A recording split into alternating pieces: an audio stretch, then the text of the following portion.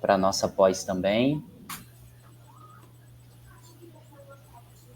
Bom, pessoal, boa tarde. É um prazer enorme estarmos aqui na banca de defesa em especialização de jornalismo esportivo, do aluno Henrique Juliano de Macedo Soares Guimarães.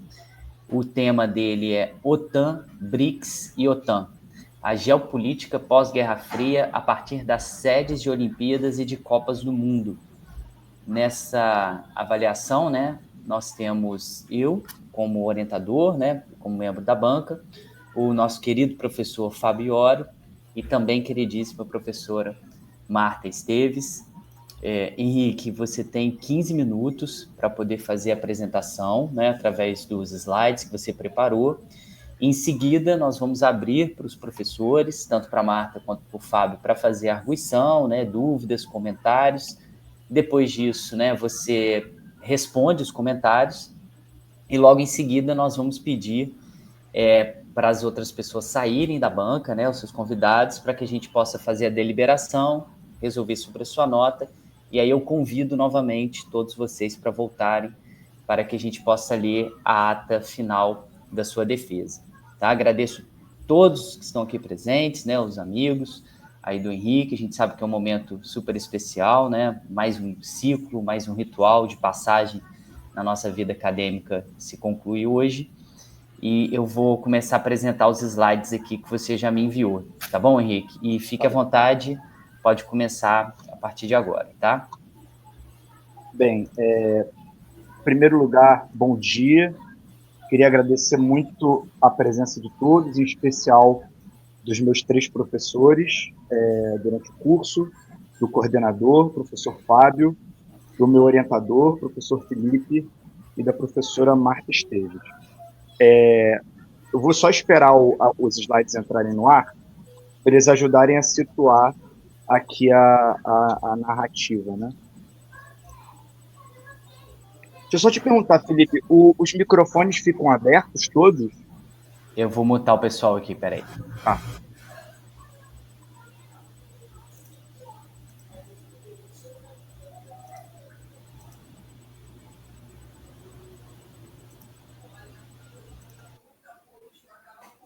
Ótimo.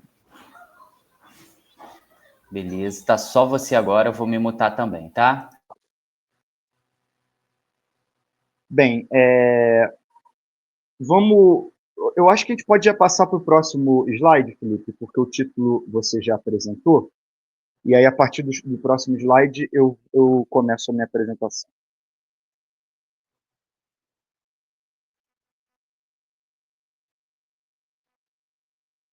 Bem, então vamos lá. Eu acho que o mais importante dessa apresentação é eu conseguir trazer elementos que não estão no texto apresentado em formato de monografia, né? Então, assim, em primeiro lugar, a escolha dessa banca e o porquê dessa banca, porque, enfim, não é aleatório. É importante frisar que tanto o professor Felipe quanto a professora Marta foram docentes em 2 disciplinas que eu cursei durante o período da pós-graduação, né? Então, teve um processo de maior conhecimento, de maior aprendizado com ambos. E o professor Fábio, para quem não sabe, é o coordenador do curso. Então, ele viveu o meu processo do início ao fim, né? Ele leu a minha prova de admissão no curso, que eu consegui, inclusive, tirar nota máxima à época. Então, eu acho que, acima de tudo, é muito importante, para além do trabalho que eu estou apresentando, eu acho que eu não apresento só o trabalho, eu apresento um processo, né? Ainda mais que a gente está falando de uma pós-graduação lato sensu, onde a gente, portanto, coloca a mão na massa e a gente se coloca à prova para produzir jornalismo e aprender formas e métodos de se fazer jornalismo. Então, acho que o processo é muito importante. Então, eu precisava que esse trabalho fosse avaliado a partir de pessoas que conhecessem o meu processo, né? Então, assim, mais especificamente, no caso da professora Marta, aprendi profundamente sobre a escrita jornalística, foi uma professora fundamental, porque quando eu escrevia os trabalhos, esses trabalhos voltavam para mim e eu podia lapidá-los, né? E não só isso, a gente era instigado a escrever crônicas sobre jogos, sobre questões semanais, eu acho que no nosso caso muito ligado ao futebol, principalmente. Tivemos a oportunidade de fazer o perfil do goleiro Felipe durante o processo, podendo entrevistá-lo, além de ter aprendido com uma porção de grandes jornalistas que a professora Marta trouxe nas aulas dela, como, por exemplo, o Tino Marcos, Eric Faria, o Marcelo Correge, a Renata Mendonça, enfim, foram muitos, foram diversos. Então, assim, foi uma das pessoas com que eu mais aprendi na minha vida sobre escrita jornalística. No caso do meu orientador, o Felipe, também vale muito essa questão do ser instigado, de ser colocado à prova, a pôr, enfim, na mesa não só o desejo de fazer um tipo de jornalismo que a gente acredita e que a gente tem tesão e tal, mas, enfim, essa coisa de estar sempre muito próximo, né, e muito interessado naquilo que a gente faz. Eu acho que isso, inclusive, aproxima muito os dois, né? Professores que estão muito interessados em estar ali conosco. E isso, eu já fiz 2 graduações, né?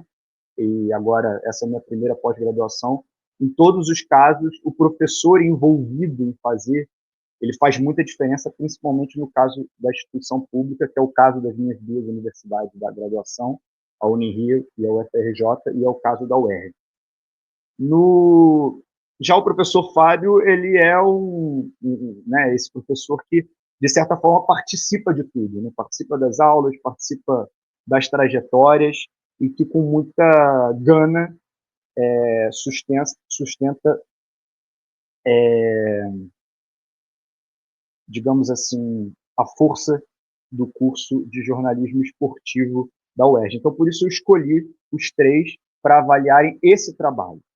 Esse trabalho, agora indo para o segundo tópico, como surgiu, ele surgiu durante a pandemia, a ideia dessa pesquisa, e eu comecei a desenvolver dentro da minha cabeça mesmo algumas ideias em torno desse processo geopolítico que a gente consegue observar com alguma clareza, e eu descrevo no trabalho, a partir do fim da Guerra Fria, e neste momento já muito mais avançado, até os jogos, na verdade até os jogos de inverno não, até a Copa do Mundo de 2034, em que a gente já tem as sedes definidas. À época, quando eu comecei a idealizar esse projeto, a gente só tinha até as Olimpíadas de Los Angeles, de 2028, definidos os mega eventos, mas a sucessão seguinte, que perpassa os Jogos de Inverno Alpes Marítimos 2030, a Copa do Mundo Espanha, Portugal e Marrocos de 2030, os Jogos Olímpicos de Verão de Brisbane em 2032, os Jogos de Inverno de Salt Lake City em 34 e a Copa do Mundo da Arábia Saudita em 34, no meu entender, corroboram com essa ideia. E à época da pandemia, eu escrevi um projeto que, na minha cabeça, era para ser um projeto de mestrado. Eu escolhi a Fundação Getúlio Vargas, à época, como o lugar ideal para aquela ideia, para desenvolver aquela pesquisa. Eu acho até que eu estava equivocado, e não é porque o projeto não entrou, mas é porque eu acho que eu não costurei ele direito com aquilo que era pesquisado dentro da instituição. Inclusive, inicialmente, eu tinha imaginado em chamar como possível orientador um cara que é especialista em BRICS, né? E BRICS, como a gente pode observar no texto do trabalho, é um dos cernes da questão, não só dentro da questão esportiva, dos mega eventos esportivos, mas como uma forma nova de multilateralismo no tempo presente. Só que, por exemplo, esse cara que eu tinha imaginado, depois eu fui ler mais sobre ele, fui assistir até ele falando na televisão, e ele é um especialista em BRICS, mas ele parece um funcionário da OTAN. Então, isso seria muito contraditório com o tipo de trabalho que eu proponho, e eu vou dissecar talvez melhor isso nessa apresentação, mas, enfim, não era o melhor ambiente, e quando eu entrei no curso de jornalismo esportivo, não era a minha ideia seguir adiante com essa pesquisa. Porém, ali fazendo aula de projeto, conversando com o Felipe e tal, eu comecei a achar que era uma boa trazer isso para a pesquisa Lato Sensu, porque a compilação de informações, a pesquisa, a maneira de se embrenhar nesses mega eventos, eu acho que tem tudo a ver com o jornalismo, tem tudo a ver com o jornalismo esportivo. Então, eu me convenci de que aqui era o lugar de seguir desenvolvendo essa ideia, de seguir desenvolvendo essa pesquisa, e por isso estamos aqui em dezembro de 2024 defendendo esse passo da pesquisa, que eu espero que não seja o único passo, é apenas o primeiro, talvez não o primeiro, porque essa ideia já se desenvolve há algum tempo. Tem um dado importante que quando eu escrevi esse projeto inicialmente pensando no mestrado, surgiu uma contradição que eu boto aqui, o que não está no texto, mas essa contradição está descrita na introdução do trabalho, mas eu não expliquei exatamente como essa contradição me perturbou, que é a contradição de que a OTAN é uma aliança militar estratégica que vem desde o período da Guerra Fria, né, e se opõe ao Pacto de Varsóvia, que surge após a OTAN, a Organização do Tratado do Atlântico Norte, liderada pelos Estados Unidos, enquanto o Pacto de Varsóvia, durante a Guerra Fria, era liderado pela União Soviética. A OTAN provavelmente deveria finalizar seus trabalhos com o fim da Guerra Fria, com o fim da União Soviética, a queda do Muro de Berlim. Mas não, ela continua existindo como uma aliança militar com inúmeras prerrogativas, inclusive de mútua defesa, ou seja, se um dos países é atacado militarmente, todos os outros têm a obrigação de defendê-lo. Já os BRICS, não.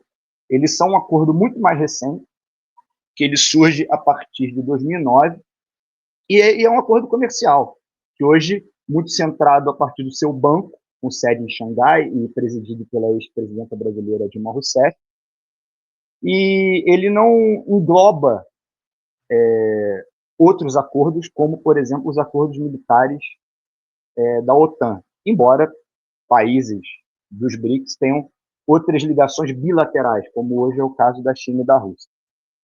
E aí eu fui interpelado pelo meu tio, que é um diplomata aposentado, Luiz Felipe de Mercedes Soares Guimarães, que eu acho que está presente aqui, sobre essa questão, sobre a questão de serem blocos multilaterais de naturezas completamente diferentes. Então, aquilo me fez arrefecer um pouco a ideia e essa questão de uma oposição entre esses dois blocos na busca por sedes de mega eventos, e não só nas sedes, né? A gente consegue descrever no texto o poder brando fora da questão das sedes, na disputa de medalha, né? Na disputa esportiva propriamente dita. Então eu fiquei com essa questão, será que é uma coisa que faz sentido? Será que essa comparação tem base? E uma coisa que me fez achar que tinha, e muito inclusive conversando com o Felipe, é o fato desses blocos estarem crescendo, né? Tanto a OTAN, depois da invasão da Rússia à Ucrânia, tem novos integrantes, mais especificamente Suécia e Finlândia, embora a Ucrânia queira entrar, mas isso seja uma questão muito maior, justamente por essa questão da defesa obrigatória dos outros países, já que a Ucrânia já está dentro de uma querela militar.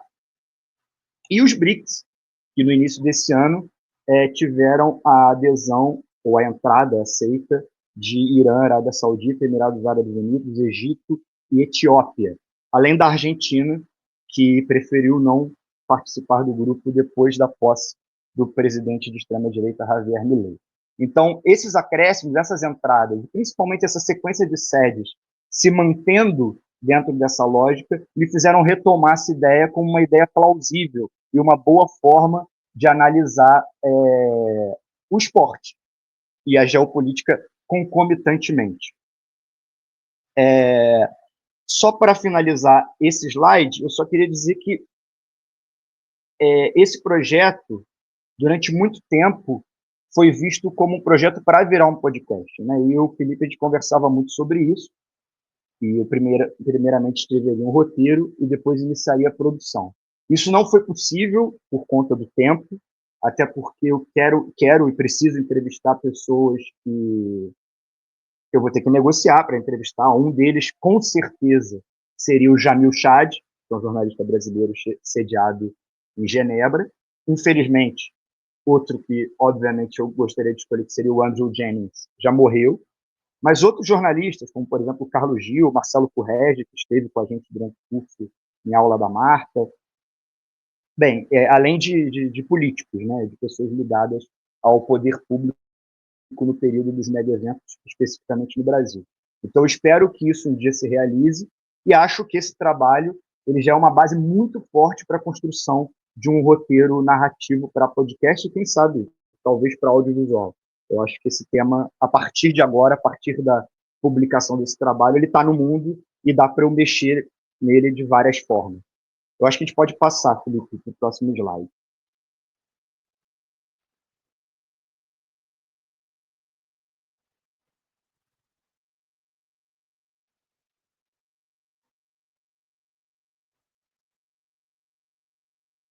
Bem, aí eu falei um pouco quando começou esse interesse pelo tema, mas para além do quando, existe um porquê. E aí eu assinalei 3 pontos que me incomodavam, que me instigavam e me fizeram querer entender melhor como funciona hoje a questão de sediar esses mega eventos, apenas recordando que eu escolhi como os eventos a serem estudados na pesquisa a Copa do Mundo de futebol masculino, os Jogos Olímpicos de Verão, os Jogos Olímpicos de Inverno. Eu explico o porquê, inclusive usando textos de outros autores, né, especificamente Miller, que fala que os Jogos Olímpicos de Verão são o único giga-evento mundial, e depois vem uma série de possíveis mega-eventos, sendo que desses possíveis mega-eventos, os únicos que são realmente mundiais, né, são a Copa do Mundo de futebol masculino e os Jogos Olímpicos de Inverno, embora os Jogos Olímpicos de Inverno sejam muito limitados àqueles países que têm tradição e podem disputar esportes de inverno. Mas, como já nos mostrou o filme Jamaica abaixo de zero, não se pode achar que nada é impossível. Ou seja, é possível países de todo mundo, em teoria, participarem dos Jogos Olímpicos de Inverno. Eu faço um adendo importante sobre a Copa do Mundo de futebol feminino, que é hoje, muito possivelmente, o evento esportivo que mais cresce no mundo, mas ele é um evento esportivo muito recente, é difícil você fazer paralelos históricos. Ele surge em 91, e essas cifras mais elevadas, que é um dos pontos que a gente aborda muito, né, o poder brando, o poder em valores monetários, é algo que a Copa do Mundo de futebol feminino passa a movimentar com mais força a partir da Copa da França em 2019, já com um acréscimo na Copa de Austrália e Nova Zelândia em 2023. Então, a maneira como os mega-eventos foram abordados no Brasil, seja pela esquerda, pela direita, por jornalistas, pelos cidadãos em geral, é uma maneira que sempre me incomodou um pouco. E não é que as críticas ou os elogios me incomodam. Ambos me incomodam. Eu tenho para ambos, né? Eu tenho elogios e críticas tanto para a Copa do Mundo de 2014 quanto aos Jogos Olímpicos de 2016, como eles foram construídos, né? E quando a gente fala construídos, a gente está falando especificamente do poder público. Mas fala-se muito sobre uma questão, por exemplo, de não há legado. É óbvio que há legado, e eu demonstro isso ali no subitem 2.2, associando diretamente os megaventos ao programa de aceleração do crescimento do governo federal. Muitas das obras que surgem a partir do PAC, elas são obras que estão absolutamente interligadas com a realização desses mega-eventos. Inclusive, quando o Rio de Janeiro é escolhido para a sede das Olimpíadas de 2016, o PAC já existia. Então, a própria construção da candidatura já englobava o próprio programa. Então, é óbvio que esse legado ele está aí. Né? Eu acho que aqui no Rio de Janeiro, por exemplo, a gente pode exemplificá-lo na linha 4 do metrô. É óbvio que a linha 4 do metrô não deveria precisar dos Jogos Olímpicos, mas o fato é que no Brasil precisa. Grandes obras de infraestrutura muitas vezes precisam dessa força motriz, porque há, sim, uma classe muito crítica a que se gaste dinheiro com isso, mas não há problema nenhum em ficar se pagando dívida pública e principalmente dando isenção para os bancos. Agora, construir um trem-bala, por exemplo, que nunca saiu do papel, ou construir uma linha nova de um metrô, muitas vezes é um problema, e parte da nossa classe, da mídia e da imprensa, acaba sendo aliado dessa crítica de grandes obras de infraestrutura.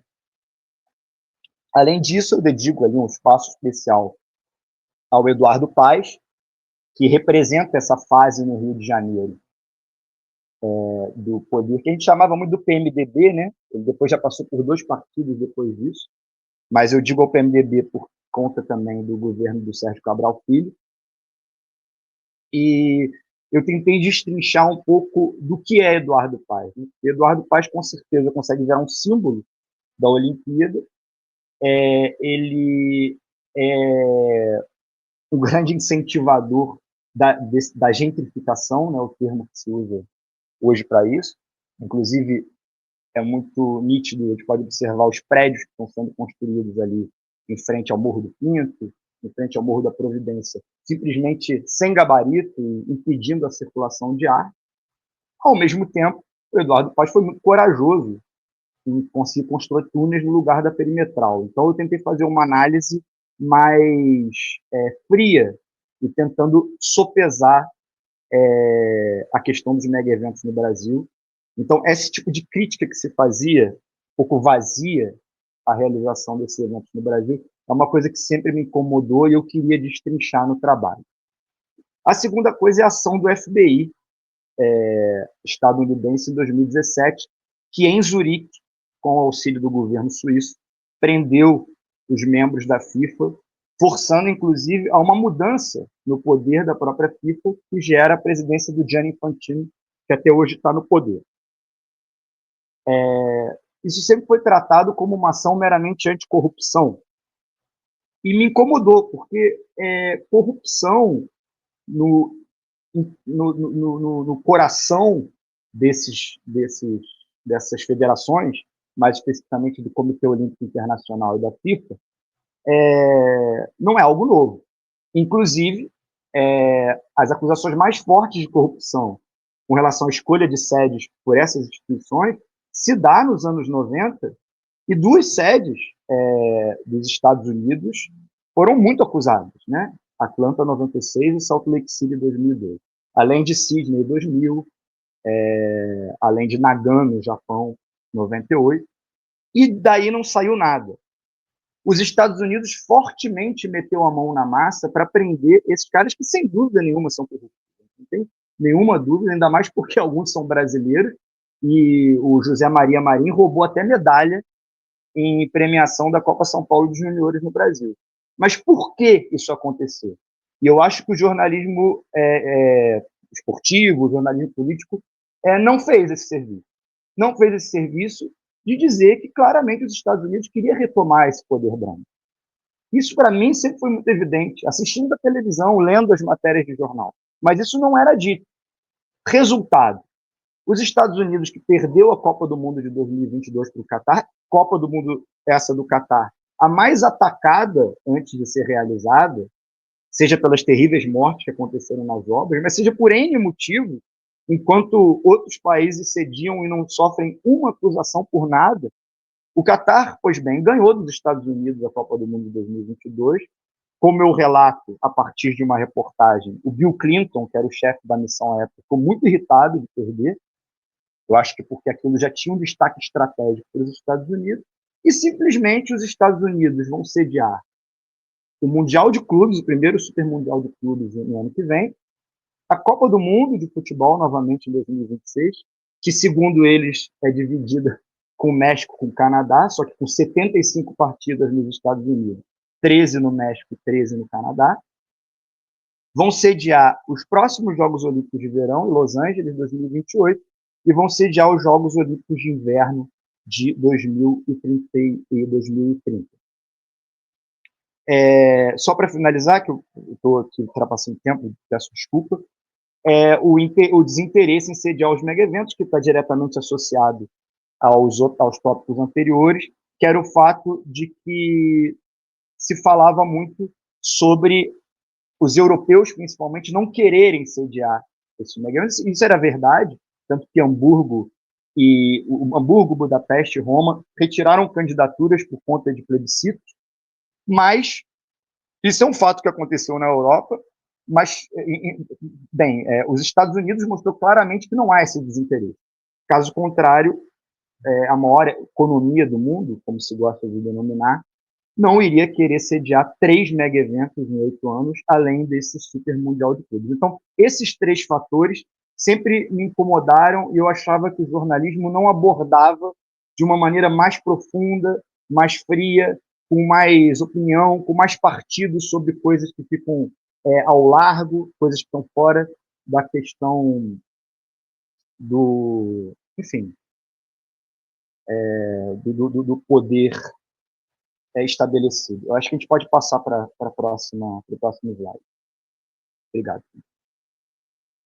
Bem, então vou falar rapidinho sobre a estruturação dos capítulos e subitens. Essas 2 imagens são imagens que estão, né, na monografia. Para além da introdução, né, e das considerações finais,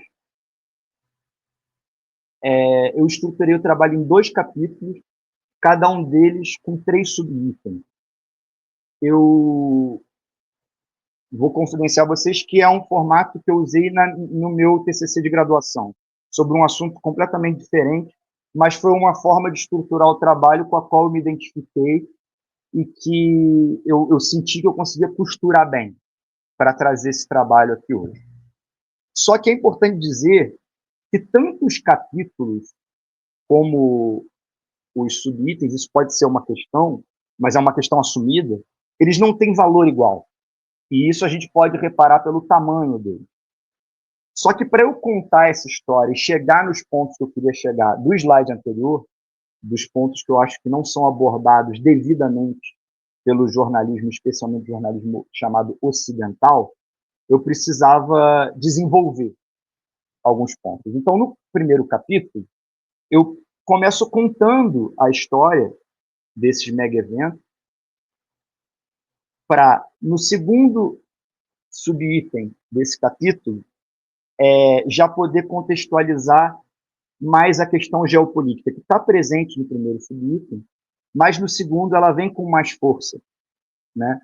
E tanto que nesse subitem eu falo sobre os jogos no período da Sociedade do Espetáculo, e aí fazendo uma referência ao livro do Debord, e durante a Guerra Fria. Tanto que essas imagens que a gente está vendo aqui são do boom do design nos mega-eventos. A gente está vendo os pictogramas de Tóquio 64 e também a logo ali em cima. Esses pictogramas são os primeiros pictogramas da história olímpica. A logo, como uma logo bastante japonesa, bastante minimalista, né? Mas isso já foi uma ideia que se desenvolveu a partir de 64. E ao lado, a gente vê as logos da Olimpíada do México de 68 e da Copa do Mundo do México de 70, e a gente vai reparar que a fonte é igual. É uma fonte que marcou a época, marcou o México, e até hoje virou um símbolo indelével do México. Então, o design entra com força, entra como uma forma de vender. Isso é uma coisa que não tem jeito, me fascina, né? Eu fui criado dentro do capitalismo, então quem me conhece sabe que eu vivo no meio do fascínio por esse design, por esses símbolos, por essas imagens que mexem e fazem o esporte mexer com a gente também. Inclusive, eu estou com a camisa que tem os pictogramas da Olimpíada do Rio de Janeiro de 2016, para mostrar que eu critico, eu falo sobre a sociedade de espetáculo, eu tento entender a abordagem do lucro desses eventos, mas eu, no fim essa crítica parte do fascínio, né? Então, eu trago isso no subitem 1.2, que, aliás, é um subitem que eu queria destacar. Um dos pontos geopolíticos que eu trago é sobre o massacre de Munique. E depois que eu terminei de escrever sobre o massacre de Munique, para quem não sabe, foi quando sequestradores do grupo palestino Setembro Negro entraram na Vila Olímpica da Olimpíada de Munique, sequestrando membros da delegação israelense, no intuito de libertar prisioneiros, e por uma ação assodada da polícia alemã, isso gerou 11 mortes. E eu escrevi começando a história pela Guerra dos 6 Dias, que aconteceu em 67, quando Israel passa a ocupar, de uma maneira muito próxima, como acontece hoje, a faixa de Gaza, Jerusalém Oriental, a Cisjordânia, mas também a época Península do Sinai e até hoje, inclusive, as colinas de Golã, onde estão, inclusive, nesse momento, tentando ampliar uma ocupação na Síria. Então, quando eu terminei de escrever isso, e eu olhei para aquilo, eu falei, caramba, eu nunca li essa história contada desse jeito. Eu sempre li essa história como uma história que começasse isoladamente nas Olimpíadas de 72 e sempre com muita repetição ou do termo terrorismo ou do adjetivo terroristas, que são termos que eu preferi não usar, porque é um sequestro, isso é evidente, no sequestro tem violência, e eu preferi que a gente tentasse entender que isso é uma reação a um fato ocorrido 5 anos antes, que a Olimpíada é sim um momento em que pessoas que estão se sentindo violentadas por algozes vão tentar fazer manifestações políticas, gostemos ou não, porque é um momento de evidência, né? Isso, sem dúvida nenhuma. E isso eu vivi na Olimpíada do Rio, tentando denunciar aquilo que, na minha opinião, era um golpe de Estado em curso. Então, eu acho que tentar contar essa história, por exemplo, de 72, da maneira mais expositiva possível, geopolítica possível, talvez faria com que a gente não tivesse o problema que a gente tem hoje de confusão entre sionismo, entre antissemitismo, de a gente achar que o genocídio ocorre por causa de um fato de 7 de outubro de 2023, quando a gente está vendo que tem uma invasão na Síria em curso, e até onde eu sei, o Hamas não é sediado na Síria. Então, acho que esse exemplo desse subitem é um pouco do que eu queria trazer, abordando a geopolítica e o esporte. Eu acho que o esporte tem tudo a ver com política. No item 1.3, eu já trago o pós-Guerra Fria e esse domínio unipolar da OTAN que se expande para o poder brando nos eventos esportivos. E aí, no segundo capítulo, esse sim, eu vou aprofundar em coisas que eu acho que são coisas mais novas que eu estou trazendo, né? Então, eu no subitem 2.1, eu falo muito da China, mas eu falo muito das alianças que a China faz a partir dos BRICS e o que representa a ascensão de determinados governos ao poder, né?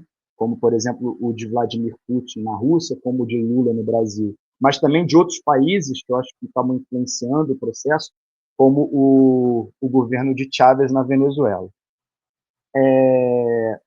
No subitem 2.2, eu escolhi falar do Brasil. E ele é um subitem completamente diferente de todo o trabalho, porque ele vem de uma experiência em primeira pessoa, ele tem uma abordagem mais aprofundada,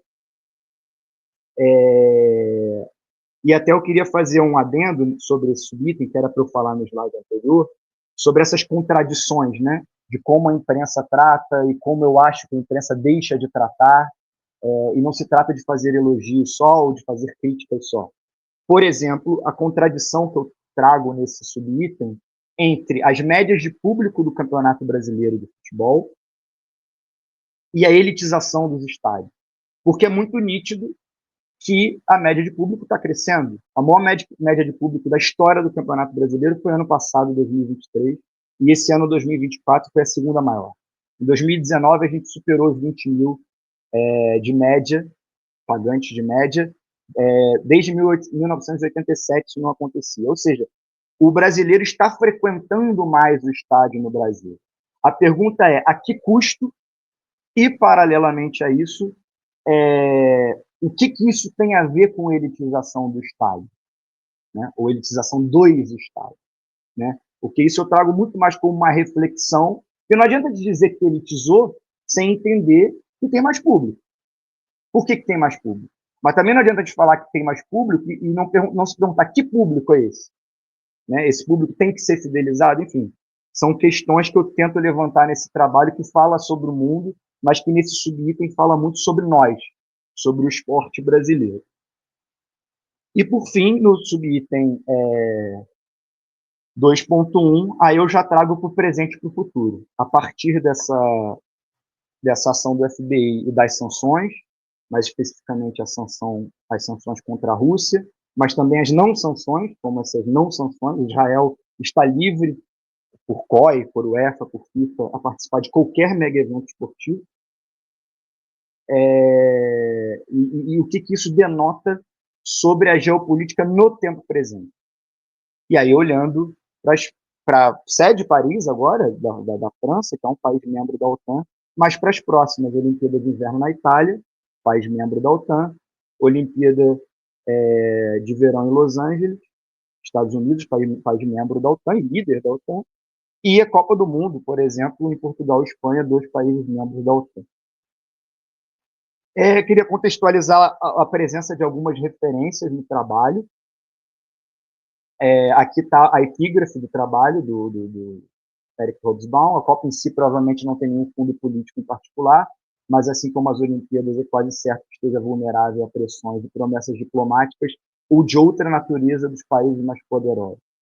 Eu achei essa frase do Hobsbawm numa entrevista dele para a Carta Maior, na época da Copa do Mundo de 2006, na Alemanha.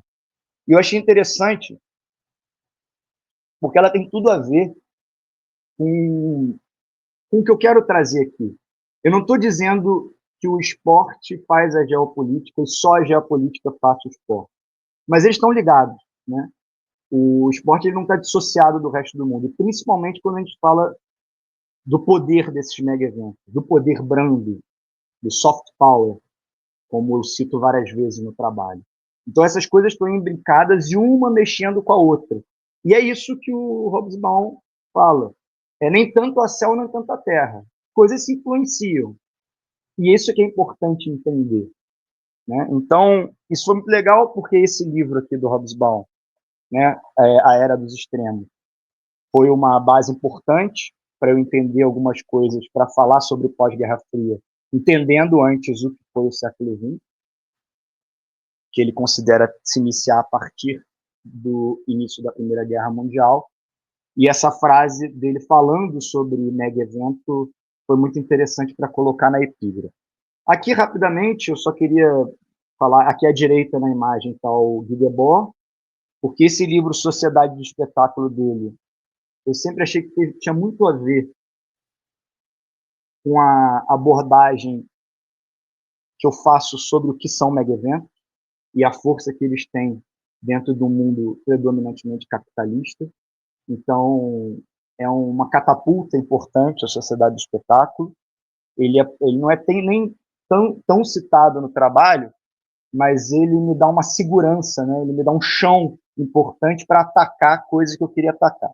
E à esquerda está o Karl Marx, que ele não está nas referências bibliográficas especificamente, mas o materialismo dialético é uma forma que eu tenho de ver o mundo. Então, ao mesmo tempo que eu acho que eu queria falar friamente sobre determinados assuntos, eu queria tomar partido. Eu queria colocar o dedo em algumas feridas.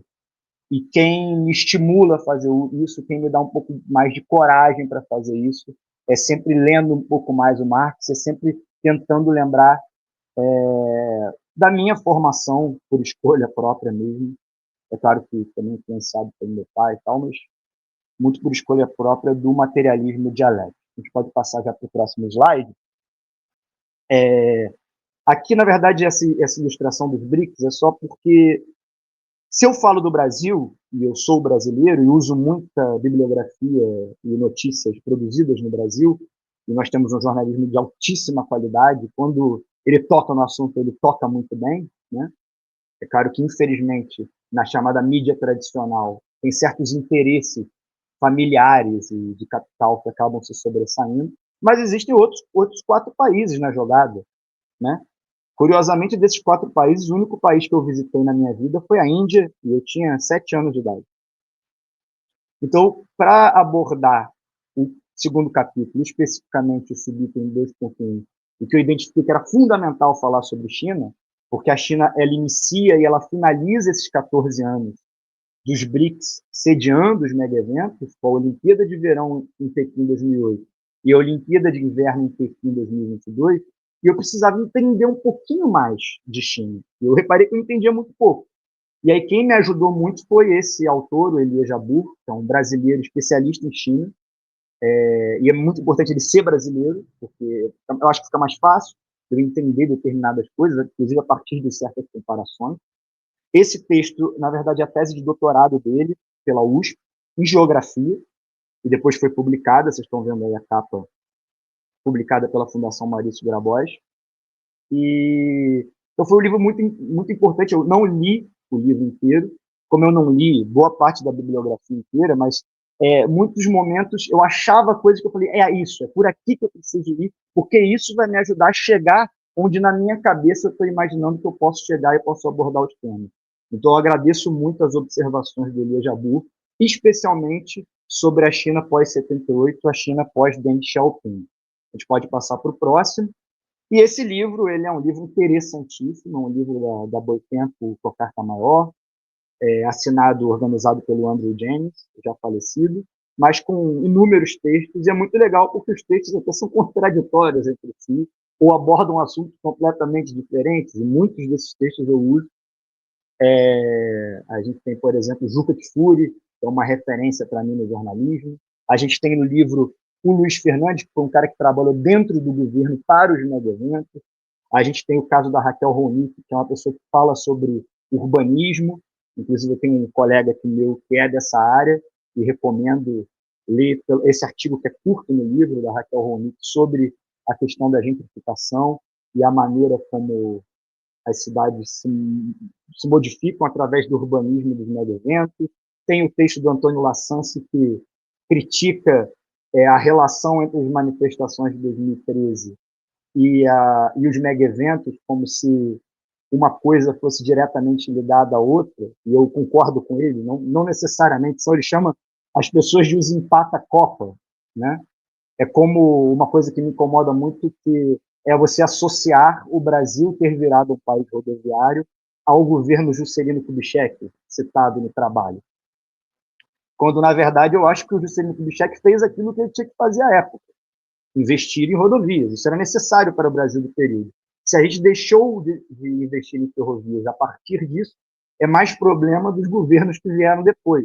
Uma falta total de planejamento típica do Brasil, que a gente observa que na China é diferente. E não estou falando típica do Brasil como aquele só no Brasil. Isso é típica de países capitalistas que têm interesses externos impedindo o seu crescimento, ou uma elite que muitas vezes pensa só em privilégio. Né? Então, é importante lembrar que a construção de uma nova capital para o Brasil não foi uma coisa que caiu na cabeça do Juscelino Kubitschek. Isso era uma diretriz constitucional que ele simplesmente cumpriu. Então, esse livro traz contradições e traz materiais muito interessantes, e muitos, inclusive, de críticas à realização dos mega-eventos no Brasil. Só para finalizar, então, eu queria dizer que eu tenho uma tese que eu escrevi em formato de monografia, eu respeitei as normas da BNT, mas para mim, na minha cabeça, eu principalmente compilei informações, eu confrontei essas informações e tentei ser informativo. Então, o meu trabalho tem uma roupagem acadêmica, mas ele, acima de tudo, ele tem uma ligação forte com o que essa pós-lato sensu, que a especialização nos leva a querer trabalhar. Né? Então, acima de tudo, o que está dentro de mim, dentro da minha cabeça, é o jornalismo esportivo. E, principalmente, o que eu acho que faltou o jornalismo esportivo abordar. Então, eu trago essa imagem para finalizar aqui, que é uma imagem que também está no trabalho, e ela é curiosa, porque essa imagem é de exatamente uma semana atrás. Ela acabou entrando aos 45 do segundo tempo no trabalho, e, para mim, ela é uma das fotos mais vergonhosas que eu já vi na minha vida, porque nós temos 3 sul-americanos, um paraguaio, presidente da Conmebol, um argentino, presidente da AFA, e um uruguaio, presidente da Associação Uruguaia de Futebol, sorridentes, aplaudindo, o que na verdade é até uma brincadeira, que poderia parecer aquele PowerPoint, parecer que eles estão aplaudindo essa minha longa apresentação, que eu peço desculpa a vocês, porque ela já está bem longa, mas eu tinha bastante coisa a falar. Só que na verdade eles estão aplaudindo que a América do Sul, continente que sediou a primeira Copa do Mundo, que tem o país que mais vezes ganhou a Copa do Mundo, o continente que ontem teve o melhor jogador do mundo eleito pela FIFA recebendo seu prêmio. Esse continente, em 2030, vai receber meros 3 jogos de uma Copa do Mundo. E vai fingir que é sede, porque esses 3 países vão estar classificados. Só que a Copa do Mundo vai ter 104 jogos. E eu acho isso sim mostra a questão do poder brando, das negociatas, até porque a América do Sul, por isso, não poderia sediar a Copa de 2034, por regra da FIFA, e certamente não sediará a Copa do Mundo tão cedo por causa desses ridículos 3 jogos, que não fazem jus à história do futebol sul-americano, que esses caras tratam como uma vitória e que eu acho e considero uma grande derrota, até porque, quando eu era novo, me apaixonei por isso aqui, se embrenhar numa Copa do Mundo, numa Olimpíada, era viver um pouco da cultura daquele lugar. Né? Lá em 98, a Copa da França e tal, eu lembro da Olimpíada da Grécia, entendia muito sobre a Grécia, né? Essa cultura antiga, e com múltiplas transformações. E, na verdade, a cultura da Argentina, do Uruguai e do Paraguai vai estar em segundo plano, porque, na verdade, a Copa do Mundo vai ser na Espanha, Portugal e Marrocos, assim como a Copa do Mundo de 2026 vai ser nos Estados Unidos, e eles têm que falar português claro às vezes. Muito obrigado e desculpa pela demora, pela fala sodada, porque eu demorei a conseguir entrar por problemas técnicos, mas está feita a apresentação. Bom, obrigado, Henrique, pela apresentação.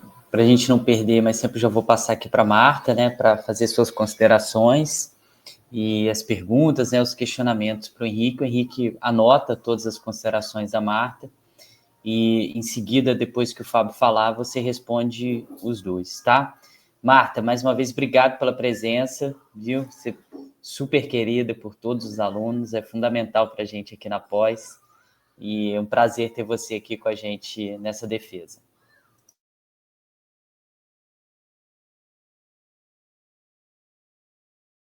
Gente, eu preciso fazer um elogio, não só ao aluno Henrique, como também ao orientador dele, que deu muita sorte de ter sido escolhido pelo Henrique, porque imagino que teve um trabalho facilitado pela genialidade dele, pela imensa bagagem cultural que esse rapaz tem, que é imensa.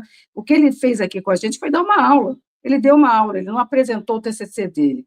Eu li com atenção, mas não precisava ter lido, porque se eu soubesse que ele ia fazer, quer dizer, no fundo eu sabia, sim, que ele ia fazer uma apresentação brilhante, porque ele é um rapaz eloquente, ele tem ele sabe se expressar, ele é brilhante.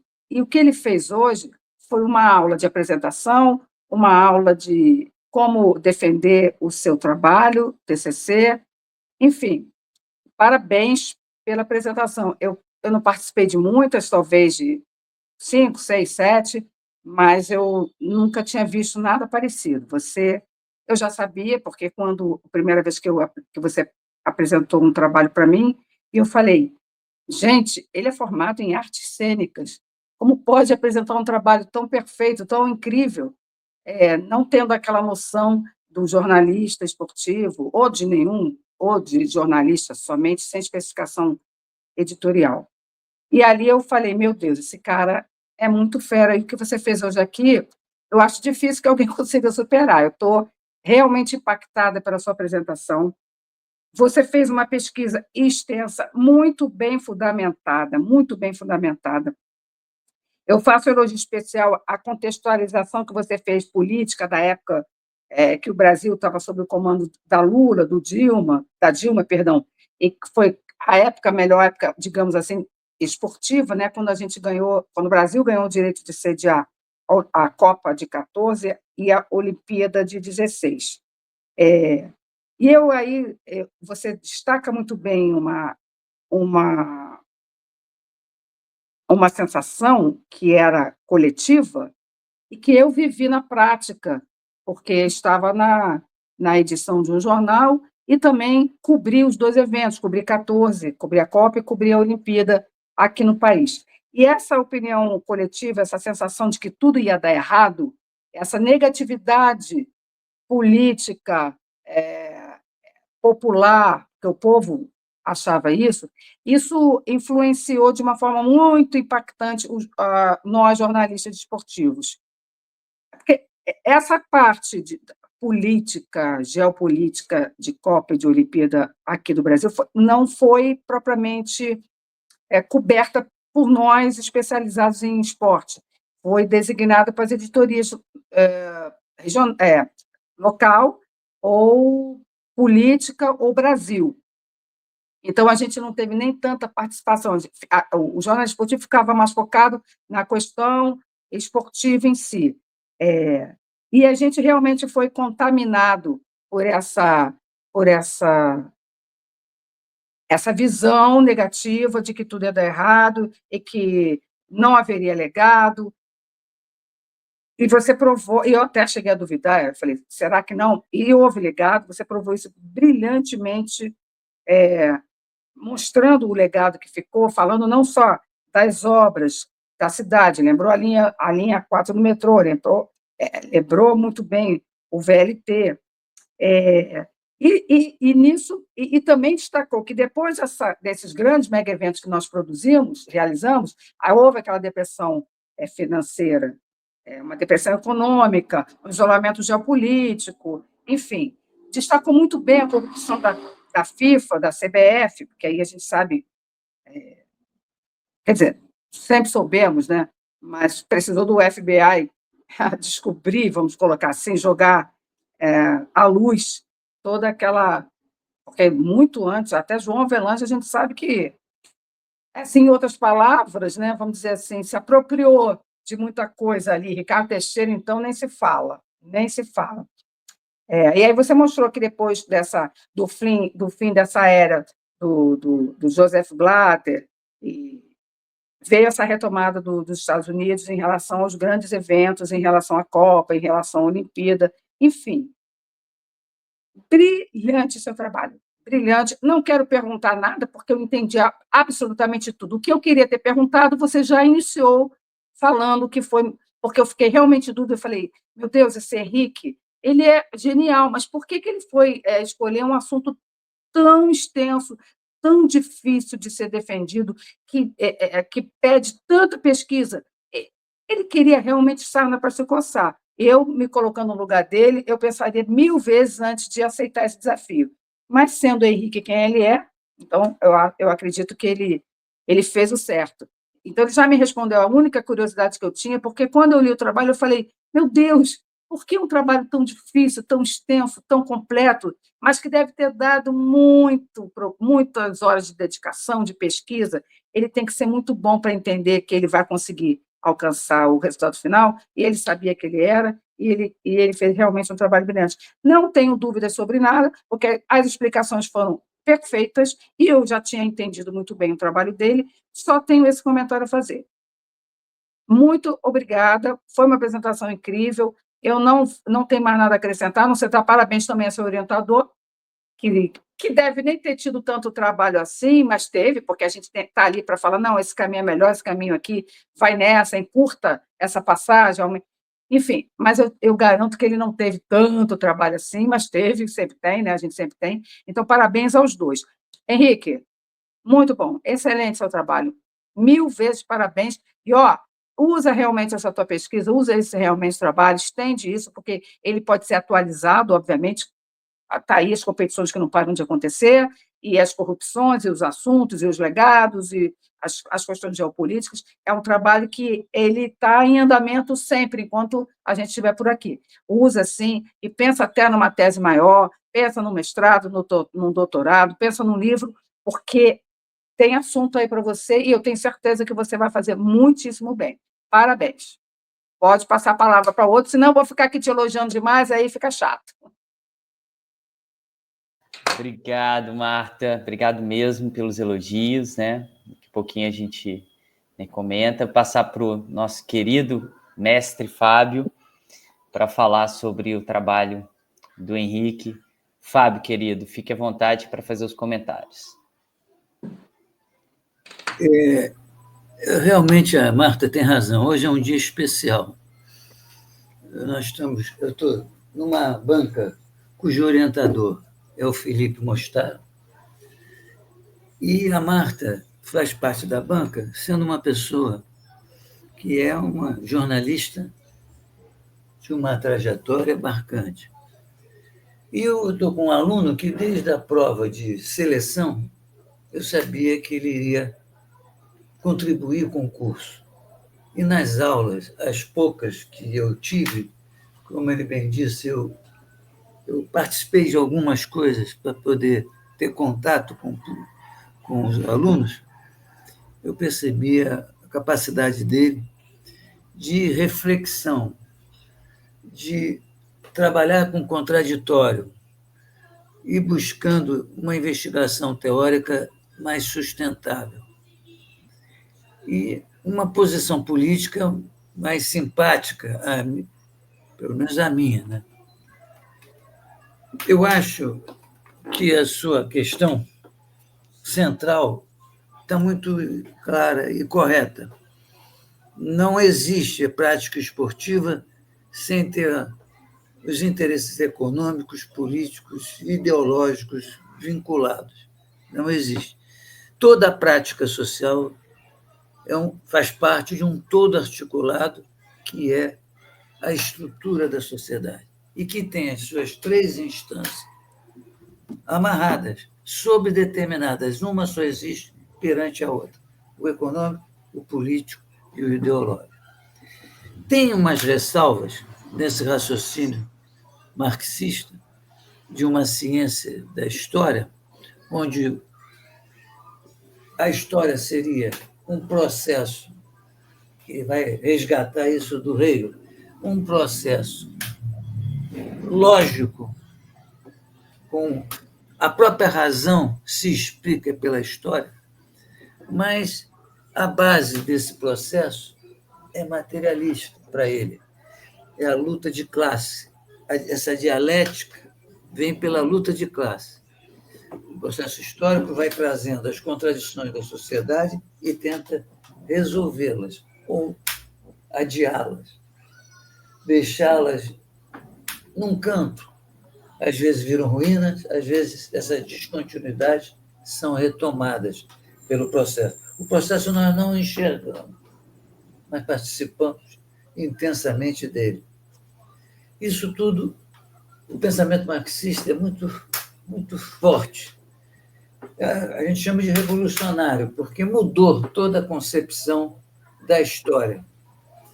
Tirou a questão factual, partiu para a questão estrutural. O objeto da história é a formação social, no seu modo de produção e como esse modo de produção se sustenta, se reproduz pelo Estado através dos aparatos administrativos jurídicos e do aparato ideológico. Esse pensamento podem jogar pedra. O livro do Marx, eu quando comprei alguns, era muito caro, hoje compra-se no sebo. Isso é uma lógica típica do capitalismo, que a mercadoria não tem o valor da sua autoria, tem o valor da demanda do consumo, que é manipulado. O consumo é imposto. O esporte virou uma meta do negócio capitalista. E eles prestam atenção em detalhes como obter a vantagem econômica, o assentamento político e ideológico por meio dessa prática social.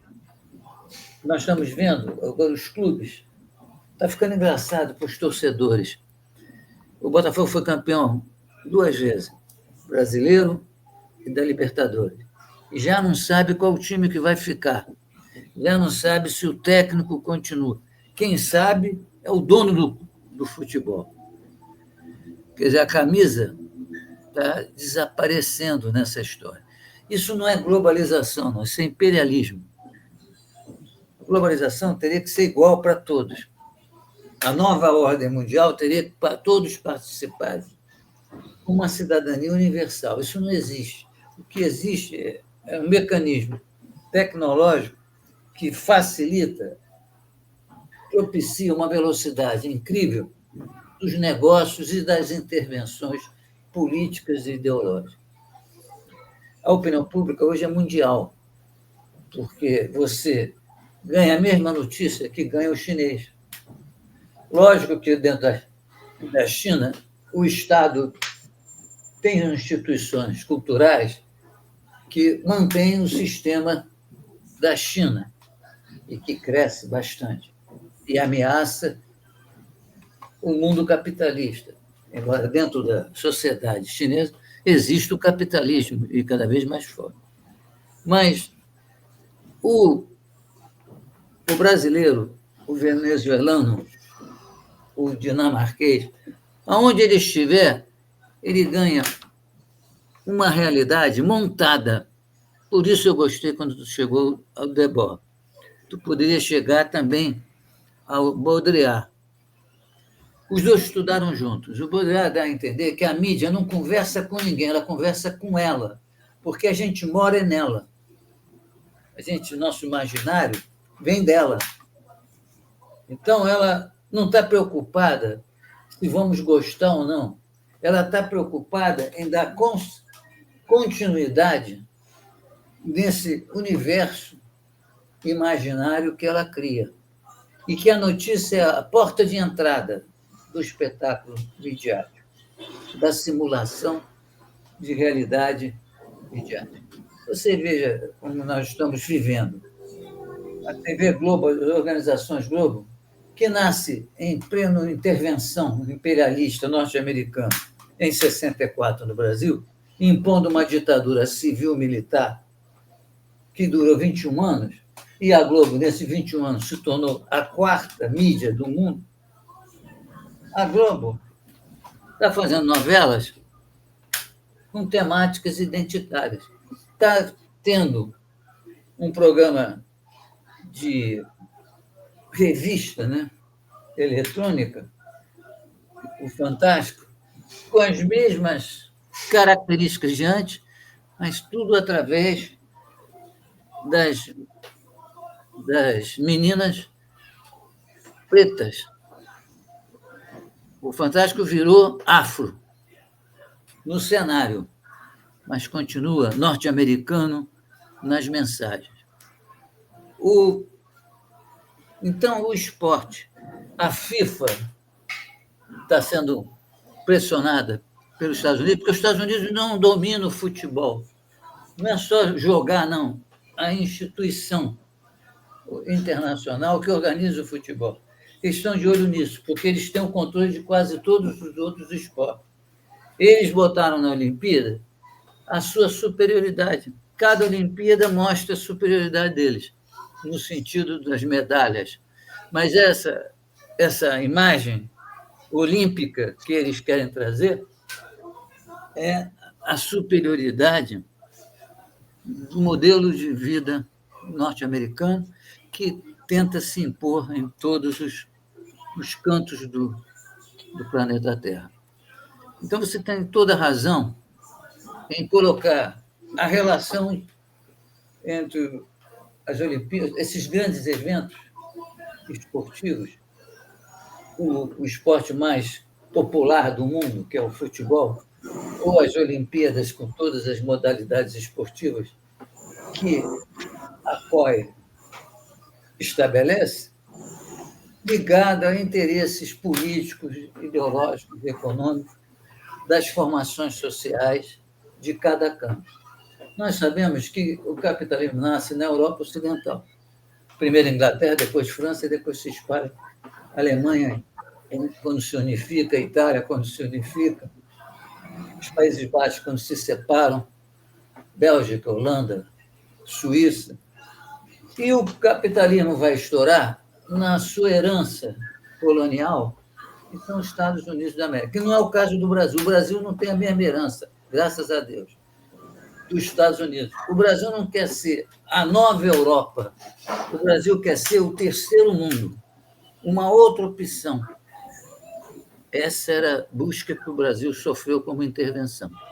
E agora, bastou melhorar de novo as condições econômicas do Brasil, de novo sofreu outra intervenção, a ponto de prender o presidente, retirar a presidenta, sem perder os direitos políticos, que fica engraçado. Né? Você foi tirada para quê, então? E, novamente, a criação de um ódio, de um temor da continuidade desse quadro político brasileiro. Então, o Brasil não é igual aos Estados Unidos da América. Ele não quer ser, no novo mundo, a nova versão da Europa. Ele é um questionamento dessa constituição social que nós tivemos sobre a mão do português e os braços e pernas e todo o esforço dos negros e dos índios que aqui moravam e tiveram que perder a sua terra para não perder a vida. Então, nós temos esse jogo de forças nos esportes. A escolha do Vinícius é marketing. Marketing puro. Não estou negando que o Vinícius seja um jogador com qualidade, mas o Neymar já apresentou muito mais que ele e não chegou. Talvez não merecesse por alguns motivos, mas eu não creio que o Neymar tenha um futebol aquém dos que foram escolhidos. Foi o Vinícius, porque o Vinícius faz parte dessa nova frente que eles estão apostando, o americano, estão apostando, que é dissociar uma história cuja dívida simbólica é enorme sobre os afro-brasileiros, como é enorme o patriarcado em relação às mulheres, como é enorme a questão dos índios, os donos da terra. É um livro do Frantz Fanon, Os Donos da Terra, que ele analisa a descolonização africana e que foi terrível, porque eles aparentemente se descolonizaram politicamente, mas não estão descolonizados economicamente. Lembrar os últimos eventos olímpicos e as Copas, nós percebemos claramente como avançou a organização para os interesses do capital concentrado. O Rio de Janeiro foi tomado cedeu medidas à FIFA, inclusive estava proibido beber dentro dos estádios. Tiraram essa proibição, porque o patrocinador, um deles era bebida alcoólica. E vai por aí. Quando surgiu um movimento, vamos para a rua, Copa que não, eles pegaram esse argumento porque aumentaram a passagem e as coisas continuavam ruins, mas se estava se gastando para construir 12 estádios, sendo que alguns em lugares que não tem nem torcedor. Então, está óbvio que as intervenções econômicas, políticas e ideológicas estão dentro das práticas esportivas. Sobre os BRICS e a OTAN, te explicaram corretamente. A OTAN, ela surge quando quem ameaça o Ocidente capitalista é a União Soviética, que foi invadida, em vez de ser dominada, ela foi até Berlim e dominou a Alemanha. Mas, rapidamente, os aliados tomaram outra parte e dividiram a Alemanha em 4 partes. Ficaram com as 3, França, Inglaterra e Estados Unidos e deixou a parte oriental na mão da União Soviética. A partir daí surge a OTAN. Não só surge o Plano Marshall para recuperar a Europa, como surge a questão bélica, a força bélica do bloco capitalista dominante, que é a OTAN, que está se refletindo nessa guerra criada por Obama. Quem criou essa guerra foi o Obama. Volta a questão do uso do identitário pelo norte-americano como uma capa para esconder a luta de classe. O Obama é que mandou criar essa situação entre a Ucrânia e a Rússia, já que deixaram de ser uma coisa só, uma união de repúblicas soviéticas. E você abordou isso com clareza. E o BRICS é uma tentativa de encarar o dólar, é encarar o comércio, tudo controlado pelos Estados Unidos e as potências capitalistas. A Rússia, a China, a Índia, a África do Sul, Brasil conversaram. E agora estão pegando mais associadas. O caso da Argentina é provisório. A Argentina está com o Bolsonaro deles, né? Então, a Argentina só poderia se posicionar como se posicionou. Mas lá é difícil manter muito tempo um Bolsonaro. Eles vão à luta, vão à rua. E as coisas já se mostraram com uma grande resistência. Ele não vai participar do BRICS, ele vai participar dos interesses dos Estados Unidos na América e vai se alinhar com a OTAN.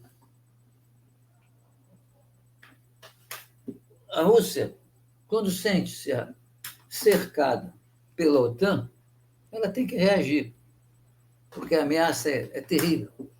Quem dá o gás é a Rússia. Eles querem tomar esse gás. Então, os Jogos Olímpicos, tenho certeza, quando é o próximo Jogos Olímpicos? A Copa vai ser em 26. Os próximos Jogos Olímpicos são de inverno, né? Em 2026 na Itália, e os de verão são em Los Angeles, que são os Jogos Olímpicos originais e que fazem mais barulho aqui no Rio, no Brasil. Tudo em 26? 26 é na Itália, Jogos de Inverno. Então é 28, né? 28 em Los Angeles. Isso. Está longe ainda.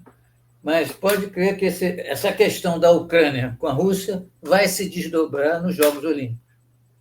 Como a questão do genocídio de Israel na região palestina vai se desdobrar na Olimpíada. Já se desdobrou na Olimpíada, quando você citou o caso da Alemanha, né? Que ali ficou... Mas a mídia conseguiu transformar a resistência, que eles chamam de terrorista, né? Perante a hegemonia que Israel quer ter sobre o corredor sírio-palestiniano, a mídia tratou isso de outra maneira, né?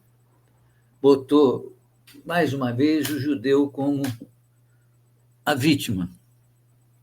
E mais uma vez, os que enfrentam, que resistem esse domínio que Israel quer ter nessa região rica de petróleo, eles colocam como se fosse uma questão racial ou até religiosa, porque o Estado judaico ele é um Estado teocrático, porque o judeu se considera judeu quando você faz parte de uma mesma linha racial agarrada à crença religiosa, comandando um Estado. Israel é o Estado prometido ao povo escolhido por Deus. Essa é a concepção deles. é político, ideológico, com a capa racial e religiosa, porque os semitas não são todos assim. São só os que se consideram verdadeiramente judeus, né? Eu estou esquecendo o nome do grupo. Me ajuda aí, Henrique. O judeu que é judeu na igreja, no Estado e na questão racial. Ortodoxo? Mas tem um mas ortodoxo não é no Estado. Aí é que está. Muitos ortodoxos são contra o Estado judeu, mas aí é uma coisa mais profunda. Não, eu estou falando o grupo racial que se distingue. Ashkenazi? Não. De origem europeia. Não sei. Daqui a pouco me lembro.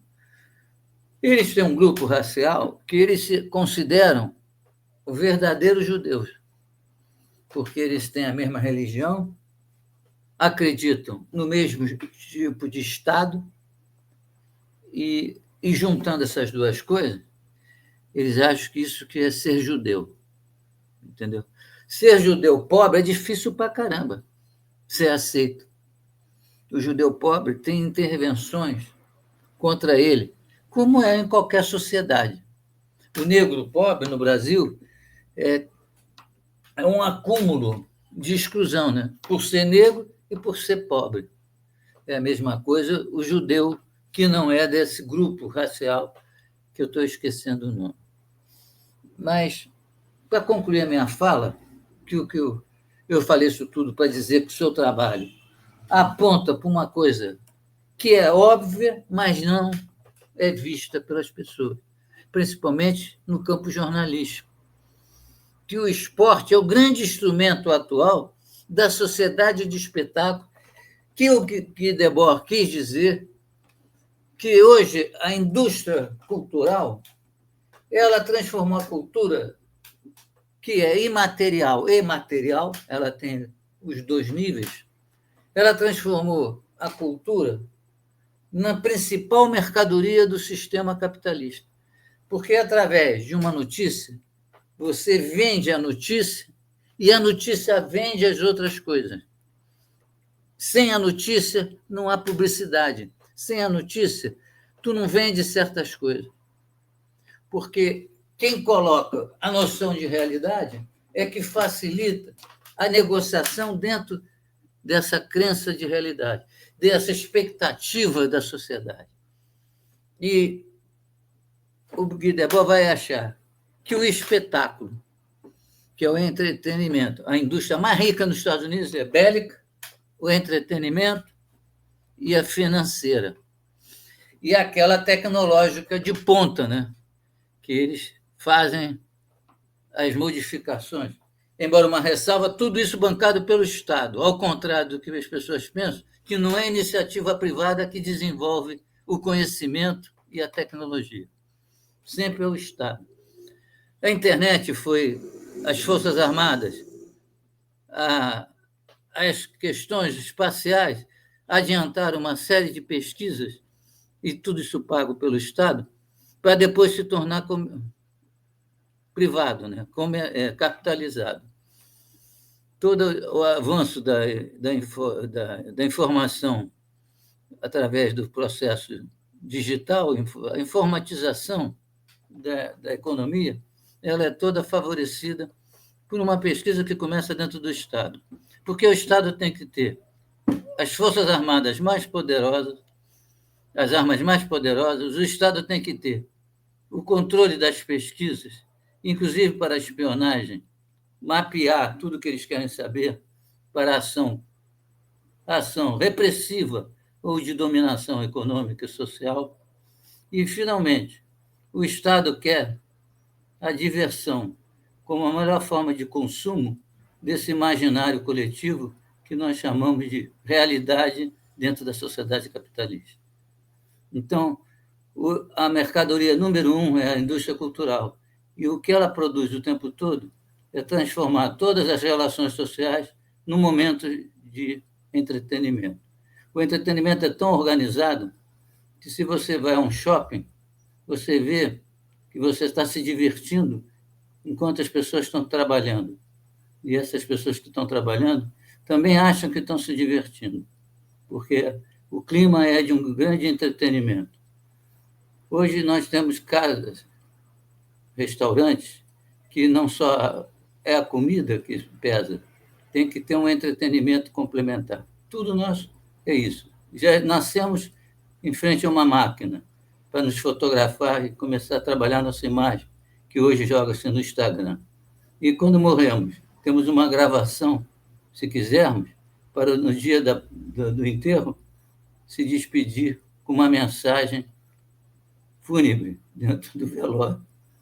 Vejam como é que a espetacularização começa do nascimento até a morte. E Guy Debord descobre que as grandes vagas históricas, por exemplo, os anos de 68 tiveram vagas históricas, as rebeldias da juventude, a consolidação da luta feminista, as questões raciais tomaram a frente, abriu-se uma vaga histórica em decepção com os regimes autoritários e altamente bélicos que tinha no momento da luta da Guerra Fria. E eles prepararam várias quebras, rupturas dentro dos padrões sociais. Mas quem botou isso no seu devido lugar, quem ordenou nessa desordem causada por uma vaga histórica, foi a mídia do espetáculo. Eu gosto de ressaltar isso porque o seu trabalho é requintado. Ou seja, foi buscar as questões mais importantes que nós temos na nossa sociedade para mostrar como é que elas estão ligadas à prática esportiva. Meus parabéns, parabéns ao seu orientador. Foi uma satisfação ver o seu início e o seu final no curso, tão brilhante desde a chegada. Parabéns. Obrigado, Fábio, querido. É sempre uma aula. Henrique, pode fazer os comentários em cima, né, do que a Marta falou e do que o Fábio falou também. Fica à vontade. Obrigado, Felipe.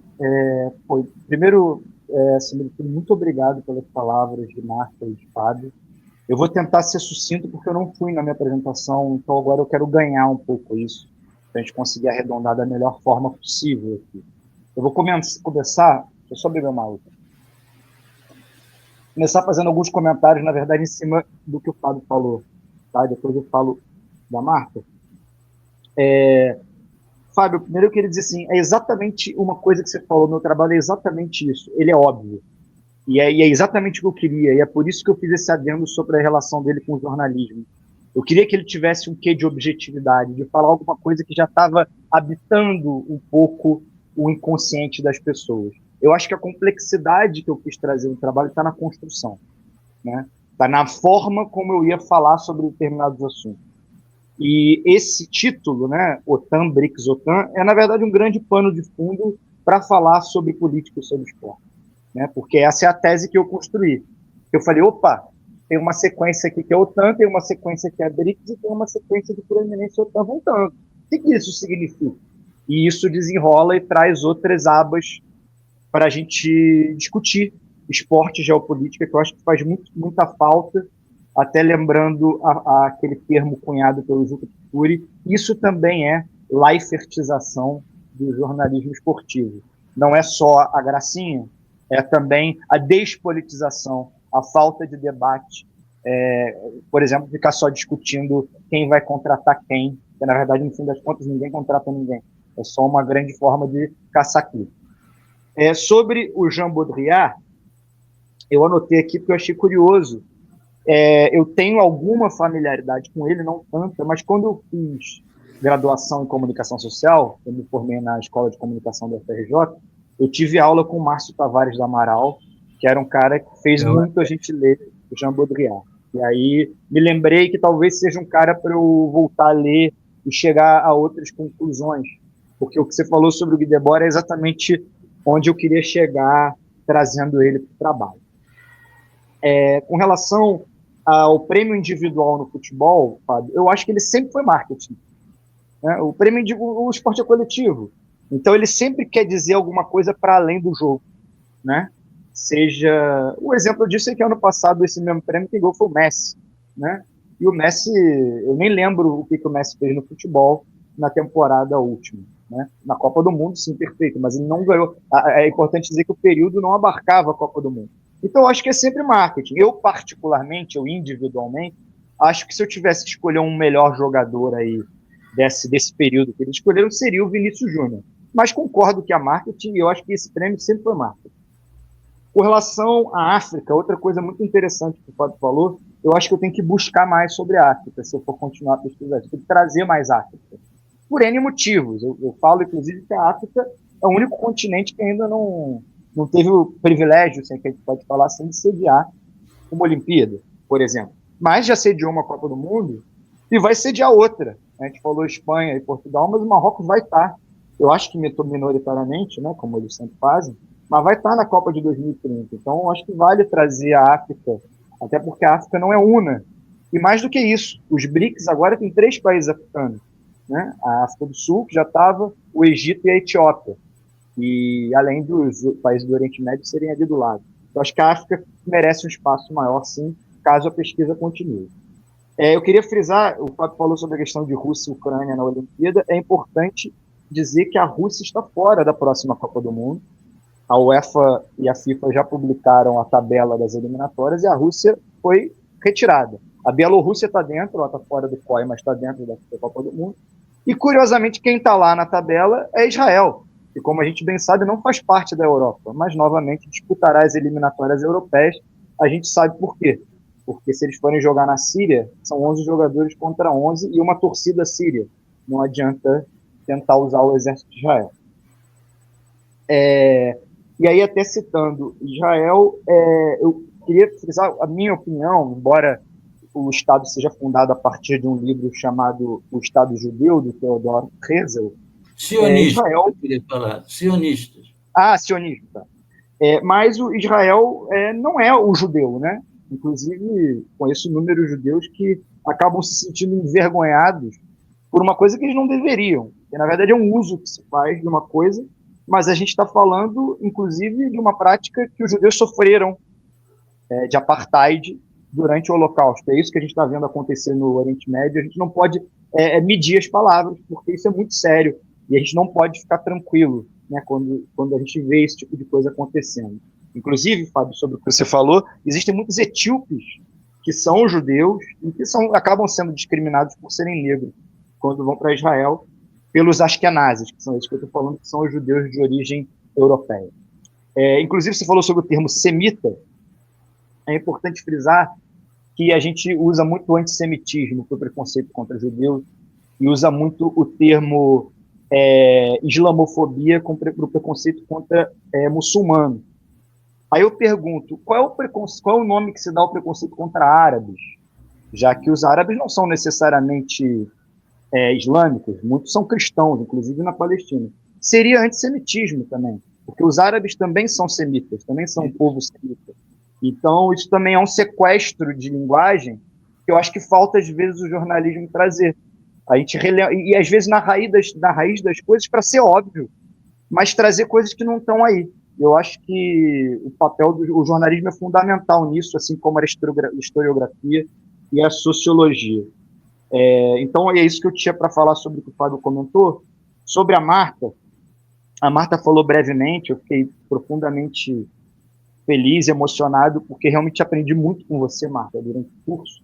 E uma coisa que me deixa feliz, mas eu acho que ao mesmo tempo aliviado, é que a minha monografia, o meu trabalho, possa ter trazido para você, de alguma maneira, você possa ter revisitado sensações que você teve dentro da redação, porque você é uma figura histórica, né, das redações do Rio de Janeiro, e você pôde viver isso. Para mim foi um prazer enorme ouvir de você que ali estão coisas que você sentiu, né? Essa coisa que eu falo que o jornalismo faltou tocar em determinadas coisas, você, uma jornalista do calibre que você tem, me dizer isso, eu acho que aí isso é se sentir especialista em jornalismo esportivo, se é que eu vou poder dizer isso a partir de hoje. Então, muito obrigado. Novamente, Felipe, desculpa pela demora, acho que tem a ver também com a atenção que eu fiquei tecnológica aqui, mas acho que principalmente pela paixão que eu acabei me envolvendo com todo esse processo do trabalho, que na verdade é o resultado de tudo que eu fiz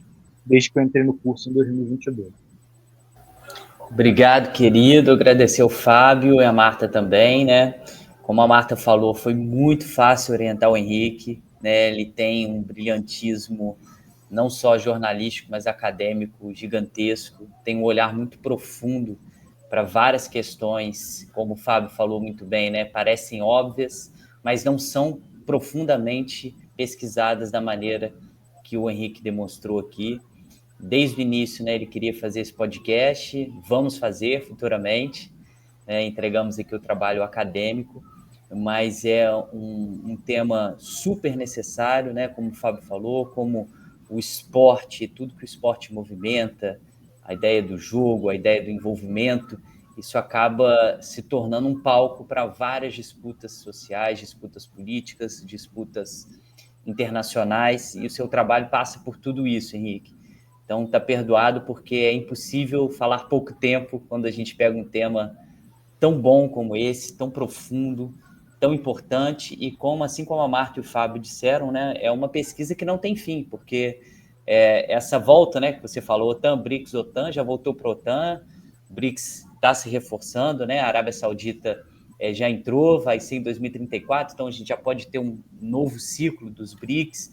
É uma pesquisa muito importante para a gente entender que o futebol e o esporte em geral está sempre permeado por essas questões, né, que o Fábio levantou muito bem, desses imaginários sociotecnológicos que nós temos hoje, né, de internet, de Instagram e tudo mais, como que isso interfere diretamente nas escolhas das sedes e outras questões que você trouxe de maneira muito brilhante no seu trabalho. Foi um orgulho trabalhar contigo, uma honra. Quase nada a acrescentar, né? Você sabe disso. Mandava o trabalho e eu mexia em pequenos detalhes, porque você sempre teve, né, nas disciplinas que eu tive com você, essa veia não só crítica, mas profunda em tudo aquilo que você está trazendo. E isso ficou muito evidente no seu trabalho. Parabéns, tá? Agora, aquela parte chata da nossa apresentação, que eu vou pedir para o pessoal sair, a gente vai deliberar e eu te mando uma mensagem e você convida, né? Fala com o pessoal para retornar e eu vou aceitando o pessoal aqui um por um, tá bom? Ok, até breve.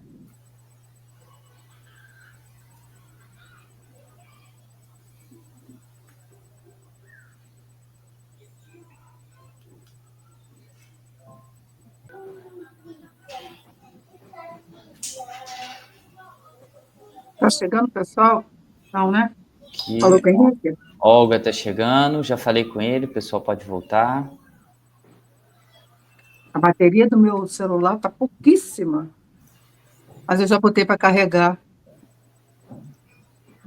Tem que carregar até às 16, que se der problema de novo no meu notebook, eu já vou ter que fazer pelo celular de novo.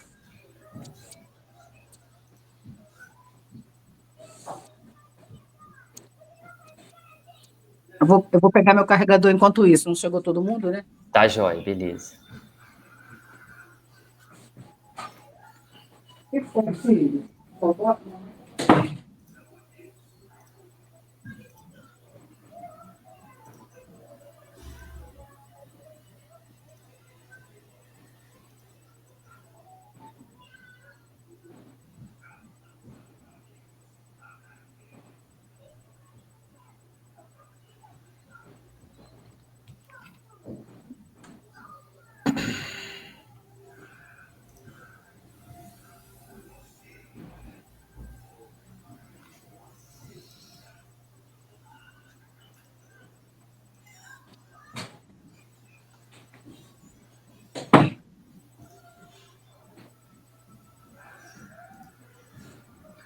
Pronto. Bom, Estou de pessoal, volta. demorou muito, né? Tínhamos dúvidas demais, viu, Henrique? Foi Sobre. difícil. Foi muito difícil chegarmos a um consenso. Bom, pessoal, novamente, né, agradecer a todo mundo que está aqui, os amigos, né, e amigas. A gente sabe como que vocês nesse processo também acabam escrevendo junto, né? Várias vezes o Henrique teve que estar ausente aí na companhia de vocês para tocar esse trabalho. E é muito bom, né, ele estar compartilhando com as pessoas queridas e amigas nesse momento. Bom, hoje, né, dia 18 de dezembro de 2024, às 12 horas, reunindo-se nas instalações da Faculdade de Comunicação Social, os professores Felipe Mostaro, Fabioro, Marta Esteves, sob a coordenação do primeiro, que também é orientador, examinaram a monografia OTAN, BRICS-OTAN, Geopolítica pós-Guerra Fria a partir das sedes de Olimpíadas e de Copas do Mundo, do aluno Henrique Juliano de Macedo Soares Guimarães, referente ao término do curso de especialização em jornalismo esportivo, seguindo as normas de orientação estabelecidas, no tempo regulamentar, decidiram acerca da situação final do discente, por unanimidade.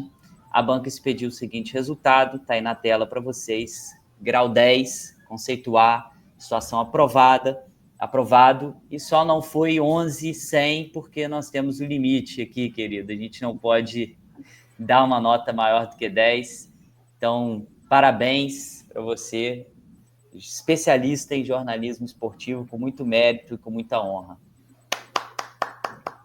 Obrigado. Obrigado, professor. E obrigado aos meus amigos e familiares também, que presentes. Muito bom. O que acontece agora, né? Eu vou mandar para você, e você vai assinar esse termo, né? Essa folhinha aqui no Word, vai me devolver e a Marta vai assinar e o Fábio também. Esse papel você vai encaminhar para a secretaria, para o Acácio e para a Eliane, para eles darem um prosseguimento, né? Não só do diploma, como também aquele procedimento da sua tese ficar armazenada na biblioteca, né? De teses e dissertações aqui da UERJ. Tá bom? Tá bom. Pessoal, obrigado, viu, pela presença de todo mundo. Obrigado, Henrique, pela confiança. Fábio e Marta, né, pela presença. A gente está terminando rapidinho, Henrique. A gente tem outra banca daqui a pouquinho. Aí para Marta almoçar Mas parabéns, tá? Comemore. Eu só tenho dúvida de como eu assino, Felipe. Eu tenho que assinar a ata? Você pode assinar virtualmente. Você tem aquele GovBR? Tem. Pode assinar pelo GovBR. Tá? Qualquer coisa eu tiro dúvida com você. Beleza. Obrigado, tá, pessoal? E parabéns, Henrique. Parabéns, Henrique. Você é um gênio, você é ótimo. Parabéns. Valeu, pessoal. Tchau, gente. Tchau. Parabéns.